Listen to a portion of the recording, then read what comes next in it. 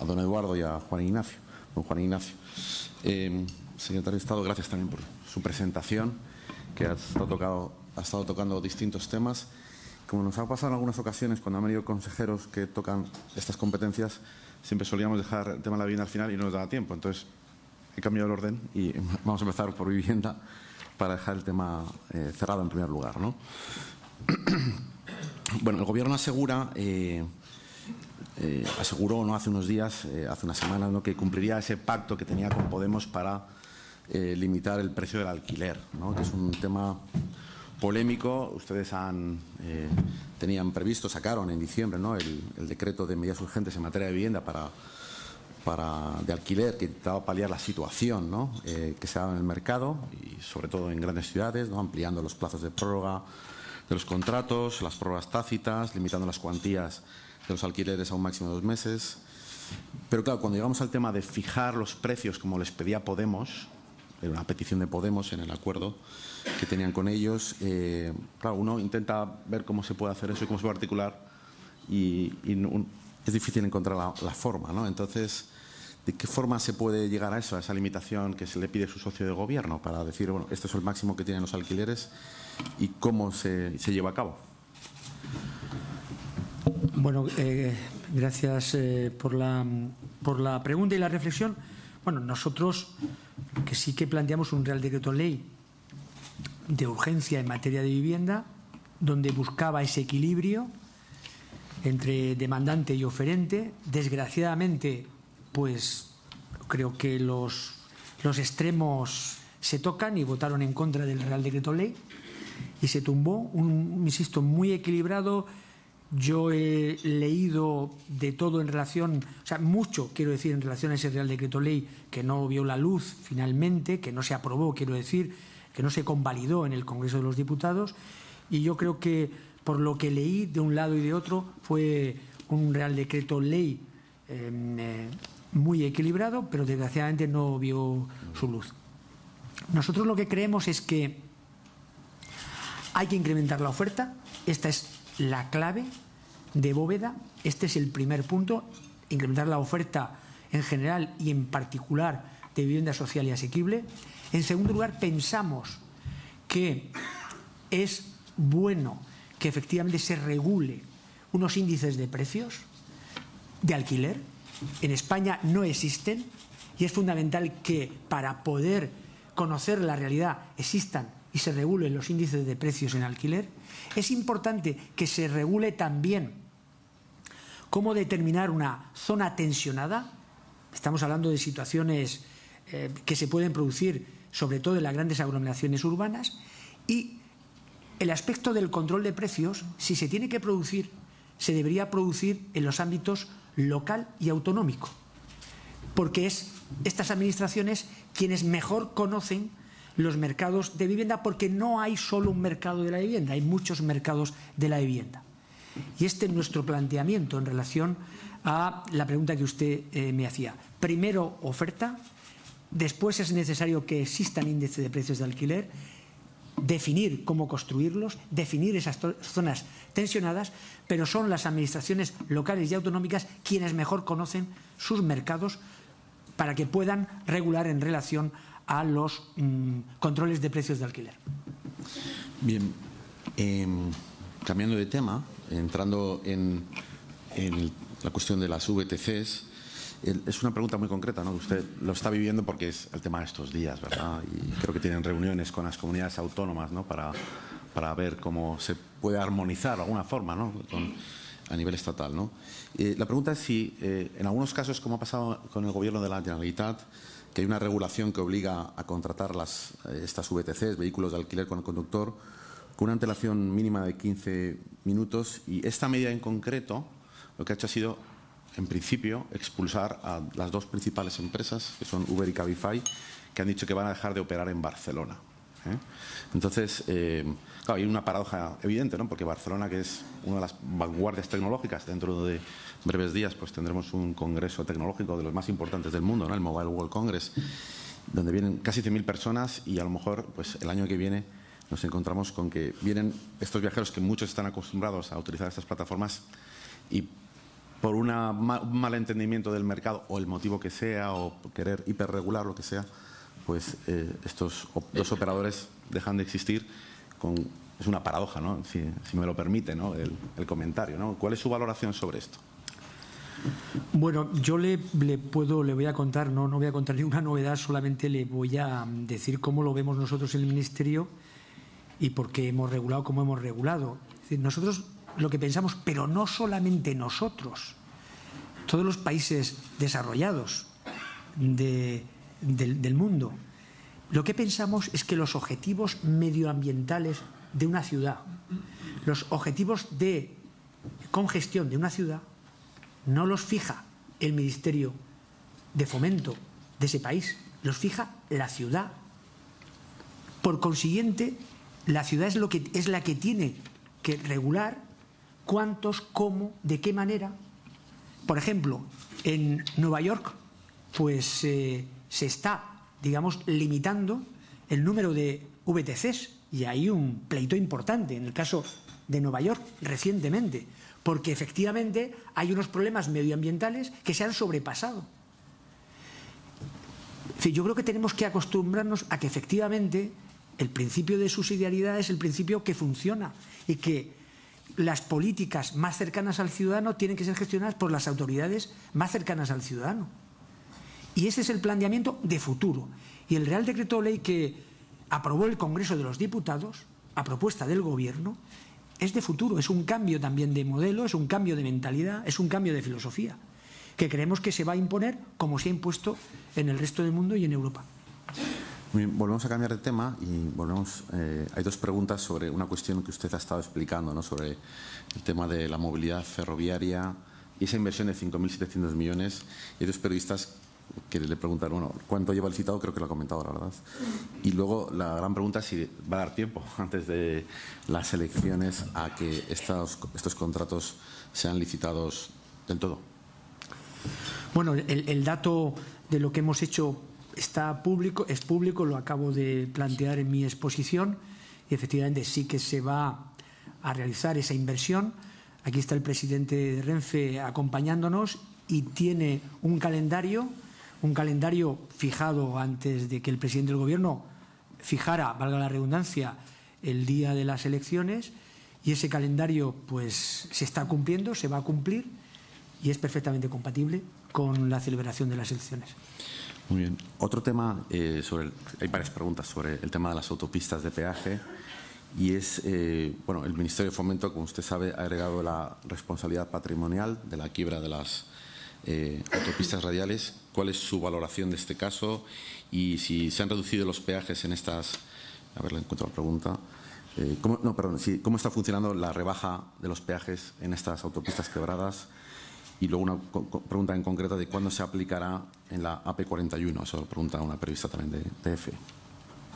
Bueno, sobre cómo evolucionan la recaudación de SEIDSA en relación a estas autopistas quebradas, bueno, tenemos algunos datos, pero todavía no son significativos desde el punto de vista estadístico y cuando los tengamos los haremos públicos. Pero en principio les puedo decir que apuntan en positivo, pero insisto, todavía no tenemos una serie suficientemente amplia para poder afirmar y hacer una afirmación pública en relación a esa evolución. Y bueno, yo creo que bueno, vamos a ir aplicando sucesivamente los objetivos. Yo creo que en este punto, yo creo que también aquí hemos planteado un cambio de modelo. Nuestro país tiene un modelo asimétrico del punto de vista territorial, insostenible, social y políticamente. Esto, digamos, en nuestro país no sería sostenible, ese modelo no sería sostenible. El Parlamento español no lo va a sostener, ni hoy ni mañana, y por consiguiente tenemos que cambiar de modelo. Y le hemos planteado al Congreso de los Diputados que se defina sobre un modelo distinto y esperemos que efectivamente el nuevo Parlamento le diga al Gobierno en qué modelo tenemos que trabajar, y en eso estamos. Muy bien.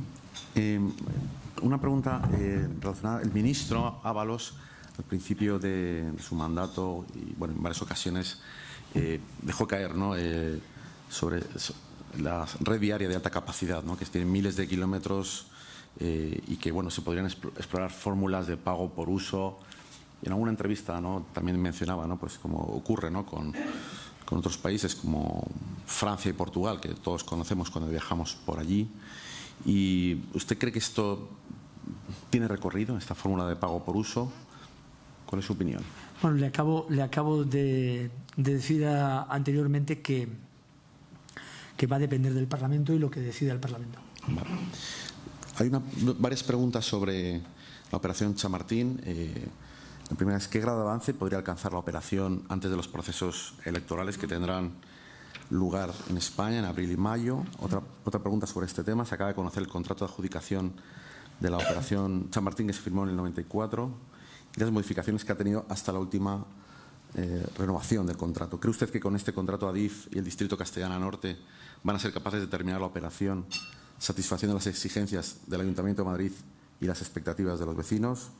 ¿O va a haber que hacer alguna modificación de contrato más? Mire, nosotros no estamos en el diseño de la operación desde el punto de vista urbanístico. El Ministerio de Fomento no le corresponde esa función y, por tanto, no opinamos sobre lo que se quiere conseguir y no opinamos tampoco sobre el ritmo, porque efectivamente no depende de nuestras competencias. Hay otro apartado para nosotros importante que tiene que ver con la funcionalidad de la red ferroviaria, vital para el desarrollo del ferrocarril en España y en una parte de España, que tiene que ver con Chamartín. Es muy importante y nosotros lo que queremos es que efectivamente esa operación termine bien por la parte o lo que tiene que ver con la funcionalidad ferroviaria. Y nosotros entendemos que nuestros objetivos se cumplen, que la financiación para poder reorientar, replantear, modernizar el ferrocarril en esa parte de la ciudad se consiguen, y era nuestro objetivo, es nuestro objetivo, que por cierto viene de años y años, y nosotros no hemos entrado ni hemos opinado sobre la parte urbanística, solo sobre la parte ferroviaria, que, como digo, es vital para que funcione el ferrocarril adecuadamente, sobre todo en relación incluso conectándolo incluso con la liberalización, para que funcione adecuadamente en una parte de España, y ese es el objetivo de Adif y el Ministerio de Fomento. No entramos en la parte urbanística. Vale. Y otra pregunta, con el tema de la movilidad, se habla continuamente, ¿no?, sobre esa visión a 20 años, no a 10, sino a 20 años, donde una gran parte del parque de coches, del parque de automóvil, camiones, etcétera, pues será un vehículo conectado, vehículo prácticamente híbrido, bastante autónomo, y eso lógicamente cambia el concepto de movilidad y va a tener un impacto, ¿no?, en el plan de infraestructuras. Entonces, eso lógicamente la administración, el gobierno tiene que prever ese cambio, porque, como quien dice, 20 años es nada, estamos a la vuelta de la esquina, y esa triple característica de eléctrico o híbrido, conectado y autónomo, pues hay que preverlo, ¿no?, porque lógicamente se tienen que adaptar nuestras infraestructuras viarias a esta nueva realidad. ¿Cuál es su opinión sobre eso? No, sí, sin duda alguna. Por eso creemos en el Ministerio que debe ser el Ministerio de Fomento, que es un actor fundamental en la movilidad de nuestro país, pero que no tiene todas las competencias en movilidad. Debe ser el Ministerio de Fomento el que lidere esa estrategia de movilidad del país y esa ley de movilidad, porque la ley de movilidad lo que tenemos que tener en cuenta todos los actores. Los actores son los ciudadanos a través de sus representantes en el Parlamento, pero también todas las administraciones, las locales y las autonómicas. Y por eso es fundamental. Yo creo que si no lo hacemos de manera rápida, pues los acontecimientos nos van a sobrepasar, como casi siempre le pasa al sector público, que va por detrás de los acontecimientos. Y es muy importante que de manera rápida este cambio de mentalidad se concrete en esa ley de movilidad. Por eso en el Ministerio estamos trabajando de manera constante, intensa, para tener lista la estrategia de movilidad, contar con todas las administraciones, contar con los expertos, contar con los ciudadanos, contar también con ustedes, con el sector privado, porque creo que es el Ministerio el que tiene que liderar con otros ministerios, porque en la política moderna ahora todas las competencias son mucho más transversales y hay que contar con más ministerios, no solo un ministerio, ¿no? Y en eso estamos muy empeñados porque el tiempo no espera y los acontecimientos no esperan. Sí, aquí, como ve, estamos cambiando de tema, saltando de uno a otro y ahora nos vamos al sector portuario, ¿no? Un periodista también le hace una pregunta sobre que los trabajadores de la Estiba lanzaron el viernes pasado un ultimátum, pero la pregunta es si realmente este gobierno tiene en 2 semanas la posibilidad de aprobar esas leyes que faltan, ¿no? Si hay tiempo, la reforma pues quedará para la siguiente legislatura. Bueno, es decir, aquí en este caso concreto también hemos recibido, digamos, una herencia y pensábamos que el tema estaba resuelto, pero no está resuelto, y estamos dialogando con los trabajadores para efectivamente llegar a un acuerdo que responda a las expectativas sociales y económicas. Y estamos en esa mesa de negociación, estamos hablando con el sector y evidentemente vamos a seguir hablando, a pesar de que se han convocado elecciones, vamos a seguir hablando con el sector. Sí, aquí otra pregunta con el tema de la interoperabilidad. Te hace una pregunta para cuándo esa unión, que habría que ver si es eficaz o no, ¿no? La unión entre los puertos del Estado y las infraestructuras ferroviarias, entonces sería puertos del Estado y Adif, que no solamente se dé en el corredor del Mediterráneo, sino a nivel nacional. Esa es una de las preguntas. Luego, relativa a la liberalización de viajeros, para más viajeros y mejoras para estos, cuando la liberalización de mercancías ni siquiera han abaratado costes ni ha crecido el transporte por mercancías. ¿Qué habría que cambiar entre estas dos liberalizaciones? Bueno, sobre la liberalización del ferrocarril, ya conocen mi opinión, se lo he expuesto anteriormente, no me voy a repetir. Sobre la importancia del ferrocarril en las mercancías, mire, yo creo que es fundamental, que hemos hecho una inversión, hay que rentabilizar, que las cadenas globales de valor necesitan esa conexión, esa intermodalidad, que el respeto al medio ambiente necesita esa intermodalidad, y lo que necesitamos es ser proactivos, es coordinación, son microinversiones, es hablar con el sector privado. No estamos hablando de grandes inversiones, estamos hablando de que las cosas funcionen, y en eso estamos en el Ministerio. Yo creo que un ejemplo claro es el corredor mediterráneo de ferrocarril, que inicialmente se pensó para las mercancías, como les decía anteriormente, pero ha terminado fundamentalmente de ser un corredor de pasajeros. Bueno, esto es lo que tenemos que reorientar de manera rápida. Y esta es una palanca. Si no funciona este corredor, después de la inversión, pues el sistema de inversión o el modelo de inversión pública de infraestructuras pues habrá fracasado. O sea que nos jugamos mucho el que no fracase ese modelo de inversión de tantos años. Yo estoy en ese sentido muy ocupado de que no sea un fracaso lo que hace 40 años se plantearon los legisladores, los gestores, que es acercarnos a la media europea, que ese modelo no fracase, que no colapse porque no se invierte en mantenimiento, porque no colapse en material rodante, que podría colapsar, como colapsó por otras razones en el caso de Gran Bretaña con la privatización de las infraestructuras. Allí colapsó. Bueno, aquí puede colapsar por una inadecuada orientación de las prioridades, y desde luego puede fracasar si corredores tan importantes como el del Mediterráneo no se conectan bien y no cumplen sus cometidos. Esto es muy importante. Esto es muy importante. Bien, una pregunta un poco más teórica, si le parece, y práctica también a la vez, ¿no? Me gustaría que compartiera con nosotros una reflexión sobre la experiencia del proyecto del Jaramein, ¿no? Del proyecto de la Meca Medina, ¿no? Un consorcio donde intervinieron las administraciones públicas, las empresas públicas, constructores privados, fabricantes de material rodante, etcétera, y bueno, estaban en operación desde hace unos meses. Al final es la marca de la industria, por así decirlo, y las administraciones del país que, bueno, que a pesar de los problemas que ha tenido, pues al final está en operación. Y bueno, pues es no sé si es una medalla que nos podemos poner todos los españoles, porque al final, bueno, pues son las empresas españolas. ¿Y usted cree que este modelo se puede seguir utilizando? ¿Cree que la Administración debe tomar la iniciativa para repetirlo con empresas igual, totalmente españolas, que vayan a este tipo de proyectos? ¿No debería intervenir el Gobierno? Porque, total, a lo mejor no es tanta la aportación ni tanto el beneficio para pero sí para nuestras empresas. ¿Cuál es su opinión sobre esto? Bueno, cada país,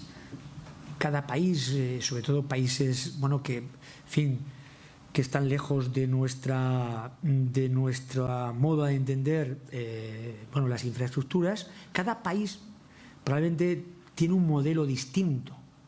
Por consiguiente, no se pueden comparar los modelos.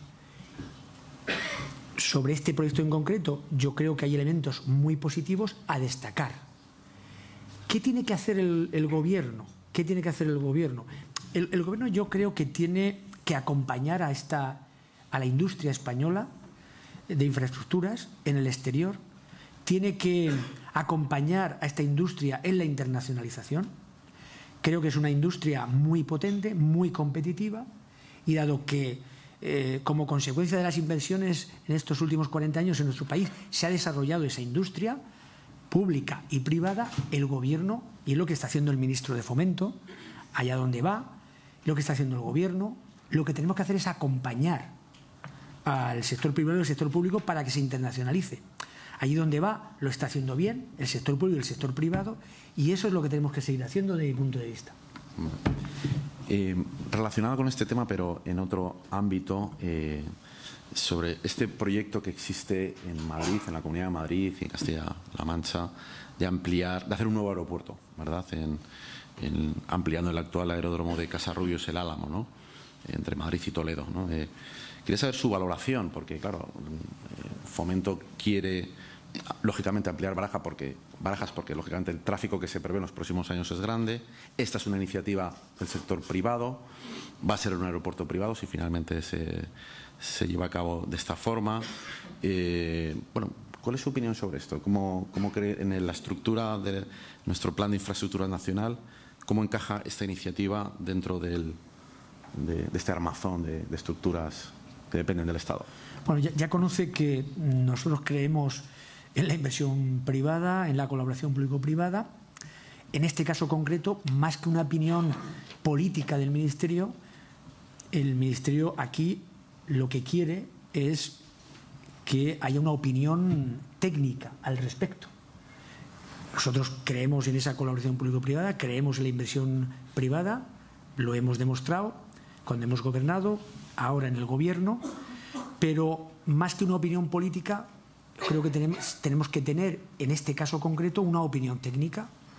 Y por consiguiente serán los técnicos del Ministerio, evaluando las necesidades y evaluando el espacio aeronáutico de Madrid y de la Comunidad de Madrid, quien determine qué se va a hacer en el futuro.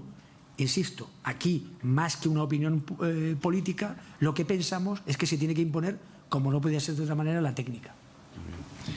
Le voy a hacer una pregunta ya, ir terminando porque ya es la hora y no tenemos tiempo para muchas más, pero no puedo evitar, ya que se van a convocar elecciones en breve, y tengo que hacer una pregunta en clave política. Usted es un político, sobre todo, además de profesor. Sobre el tema de Cataluña, ¿no? Bueno, dentro de toda esta locura o ruido, como quiera usted llamarlo, de Cataluña, la verdad es que bueno, el Gobierno de Cataluña, al renunciar a apoyar los presupuestos, ha perdido una serie de inversiones generosas, de acuerdo, todo el mundo está de acuerdo en esa cuestión, pero claro, tienes que pagar este precio, ¿no? Pues por renunciar. ¿Usted cómo valora esta situación, ¿no? Porque al final estás haciendo daño a tu propia ciudadanía, ¿no? Porque cuando renuncias a esto por no querer apoyar, pues ¿cuál es su opinión sobre esto? Bueno, pues estoy implícitamente de acuerdo con su con su pregunta y afirmación.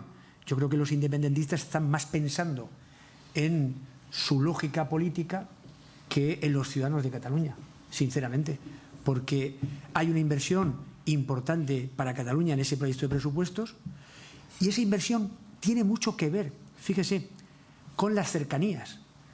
En torno al 75% del incremento de la inversión destinada a Cataluña en el proyecto de presupuestos iba destinado a cercanías de Cataluña.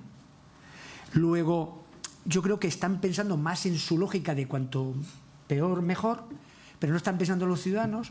Y desde luego en el gobierno lo que pensamos es que como justamente los catalanes son españoles, entendemos que la política de movilidad es una prioridad, que las cercanías es una prioridad y pensamos que había que invertir en cercanías en Cataluña ante la falta de modernización, ante los retrasos en modernización en relación a las cercanías. Y se ha puesto de manifiesto en su voto y cómo entender la política y cómo entender la política de infraestructuras. Están más en lo suyo, en su lógica, en cuanto peor mejor, y no están en la clave de los ciudadanos y en la clave, en este caso, de la movilidad. ¿Tenías alguna pregunta? Muchísimas gracias. Sí. No, ¿quieres preguntar algo? Sí. Bueno, aunque creo que dio una respuesta que no quedó clara, la remitió al Parlamento, pero yo he de reconocer que en todo lo que ha hablado la música suena muy bien, la estrategia está perfecta, pero luego yo la comparto. Me gustaría primero partir de unas premisas que yo creo no son discutibles. Ha afirmado que las infraestructuras españolas han tenido una pérdida de valor, que en algún momento habrá que recuperar. Yo añado que aparte de recuperar el valor de esas infraestructuras habrá que adaptarlas a las nuevas necesidades, o sea que aparte de ese desfase que tenemos habrá que prever algo más para adaptar a las nuevas necesidades. Creo que también es innegable que una inversión en conservación de infraestructuras luego colabora en la seguridad del transporte. Y es también innegable que una buena política de mantenimiento de las infraestructuras y en particular de la red de carreteras, que es la que lleva la mayor parte del transporte, pues colabora a la reducción del efecto invernadero y al cumplimiento de los objetivos 2020 de París. Lo cierto es que en este mes, bueno, de acuerdo con informes de distintos organismos, solamente hablando de carreteras, tenemos en España un desfase de más de 7.000 millones de euros. En cuanto a la inversión en conservación de carreteras, comparando con Europa, con el resto de países europeos como Francia, Alemania e Inglaterra, estamos actualmente en la mitad de inversión de la que deberíamos de tener. Y tenemos unos presupuestos generales del Estado que sí que se ven que tienen un esfuerzo. En el capítulo de conservación de carreteras podemos hablar de en torno a los 900.000 millones de euros, que si descontamos 400 millones de euros que se dedican a la explotación absolutamente necesaria, porque si no la red no funcionaría, y lo que se dedica al pago de las autoridades de primera generación, pues para lo que es conservación, o sea, mantener el valor patrimonial que tenemos, 200 millones y en firmes unos 100, 130 millones, cuando, de acuerdo con sus informes, solo para ponernos al día necesitaríamos 300 millones y una vez puestos al día mantenerlo otros 300. Ya tenemos un desfase más o menos de 500 millones de euros en los presupuestos. Evidentemente, si ya pasa el presupuesto de conservación de unos 1.000 a unos 1.500 millones de euros. Entonces, bueno, ya le han hecho la pregunta, creo que eso hay que hacerlo, y la pregunta es, el Partido Socialista, el gobierno al que representa, ¿por qué modelo apuesta para que esa inversión necesaria sea sostenible? ¿Por cargarlo al presupuesto a través de una ley que obligue a un gasto ligado al valor patrimonial o al PIB del país, fijo para el tema de la explotación, o modelos de, digamos, de pago por uso, cualquier tipo de modalidad? Ya sé que ha dicho que era lo que diga el Parlamento, pero me gustaría, como político o partido, ¿por qué modelo apuesta? No, efectivamente, Eduardo, hay dos reflexiones sobre la primera, dos reflexiones. La primera, bueno, yo creo que las prioridades podemos compartirlas y hay que pasar de las musas al teatro. Eso es. Es decir, esto es lo que todos los días hablamos con el equipo, de las musas al teatro. Pero aquí hay algunas evidencias, lo que llamamos los economistas algunos hechos estilizados. O sea, hechos, simplificar los hechos, ¿no? Digamos, alisar los hechos, estilizar los hechos. Uno, cuando ha gobernado el Partido Socialista en España, la inversión en infraestructuras está por encima de la media. Un hecho estilizado. Solamente hay que ver los datos. Gobierna el Partido Socialista, más inversión pública. El segundo hecho, digamos, estilizado, en el segundo semestre del año pasado, prácticamente, si lo comparamos con el segundo semestre del año 17, la licitación se dobló, prácticamente. Se dobló. De lo que estamos hablando ahora en el primer semestre, pues es un incremento del 300%. Luego, efectivamente, lo que necesitamos es, desde mi punto de vista, priorización de esta política. Lo que necesitamos también es determinación. Y ahí lo que sí que pedimos al sector es que nos ayuden a entender que hay que cambiar de mentalidad.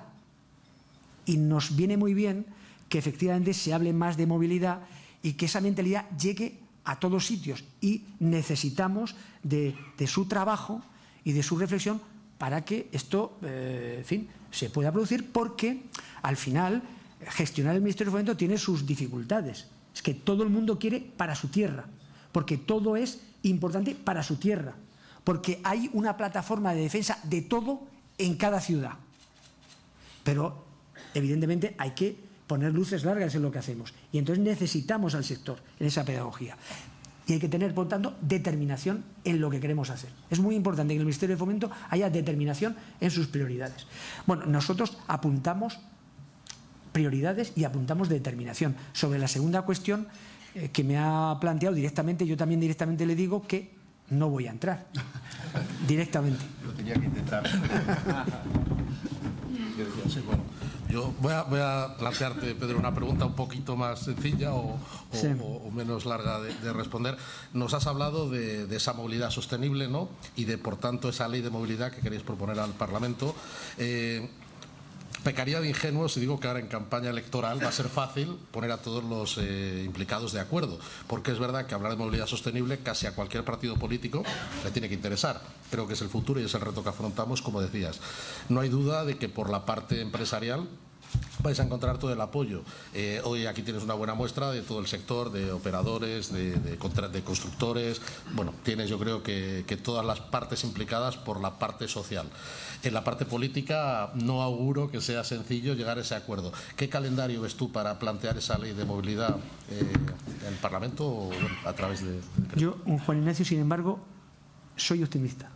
O sea, en este caso concreto, creo que esta reforma, es decir, cuando se habla de las reformas de país, probablemente porque el sector del transporte no se conoce la importancia que tiene el sector del transporte en la economía, o no se valora suficientemente, no se pone entre las prioridades.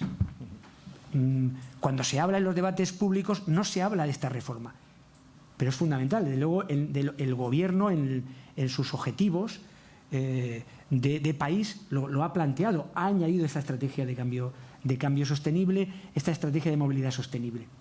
Pero yo estoy convencido de que hay una mayoría muy amplia en el Parlamento que estaría de acuerdo. Hay que tener la pericia para poder conjugar y poder llegar a ese acuerdo final. Pero estoy convencido que un tema tan importante para el país, que en este asunto nos podemos poner de acuerdo. Y creo que nos podemos poner de acuerdo. Quizá no ha habido tiempo en estos meses, pero estoy profundamente convencido de que es posible. Y lo vamos a conseguir. Pedro, pues muchísimas gracias. Quería hacer una pregunta trampa sobre si el año que viene, a estas alturas, deberemos de secretario de Estado, pero no se lo voy a hacer. O sea, muchísimas gracias por venir, y gracias igualmente a IFATS y a Arriba Group y a todos ustedes por acompañarnos esta mañana. Muchas gracias.